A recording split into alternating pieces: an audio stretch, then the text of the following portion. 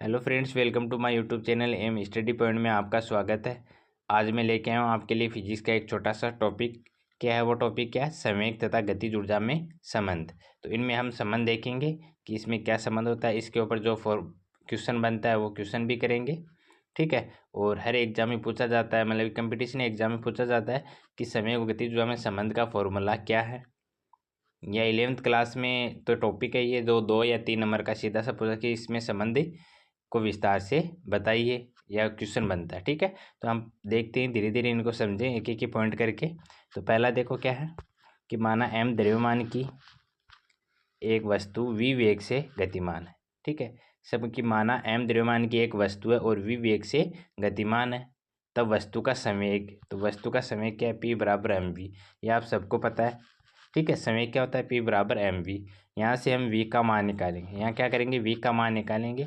v बराबर p बटा m। अब p बटा m कैसे हुआ कि p है इधर और m इसके गुणा में, तो इधर आके भाग में हो जाएगा, ठीक है। तो v बराबर p बटा m, ये अपना हो गया इक्वेशन 1, ठीक है। आगे देखो वस्तु की गतिज ऊर्जा। अब वस्तु की गतिज ऊर्जा के बराबर क्या होता है? 1/2 mv²। ये आपको सबको पता है कि के बराबर 1/2 mv², ठीक है। m क्या है? द्रव्यमान, v वेग है, और के क्या है? गतिज ऊर्जा, काइनेटिक एनर्जी। आगे देखो अब इसमें हम क्या करेंगे? गतिज ऊर्जा में जो v का मान निकाला था पीछे, वो इसमें रख देंगे। तो समीकरण 1 से v का मान रखने पर, ठीक है, इसमें v का मान हम रख देंगे। तो v का मान क्या आया था? v बराबर p बटा m आया था। ये मान हम इसमें रख देंगे। तो k बराबर 1/2 m p बटा m। तो v यहाँ स्क्वायर है तो यहाँ भी स्क्वायर लग जाएगा, ठीक है, होल स्क्वायर लगे। अब आगे हल करते हैं इसको। k बराबर 1/2 m इंटू p² बटा m²। इसका होल स्क्वायर निकालिए तो p से भी स्क्वायर हो गया और m से स्क्वायर हो गया। m से m एक है, इसके नीचे मतलब कि भाग में 2 m है, ऊपर से 1 m कैंसिल हो जाएगा, तो नीचे 1 m बच गया, ठीक है। अब आगे देखो k बराबर 1/2 p² और m², ये अपने पास बचा है। तो k बराबर p² बटा 2m, ये इक्वेशन 2 हो गई, ठीक है। ये इक्वेशन अपनी 2 हो गई। आगे देखो p² 2m की, ये कैसे है? p² हो गया, 2m इसके भाग में है और इधर आके क्या हो जाएगा? के गुणा में हो जाएगा। तो p² 2m की। अब p का हम स्क्वायर हटाएंगे तो इधर आके रूट लग जाता है। ये इक्वेशन हो गई 3। इतना समझ में आ गया? तो इक्वेशन 2। तो अब क्या हो गया अपने पास?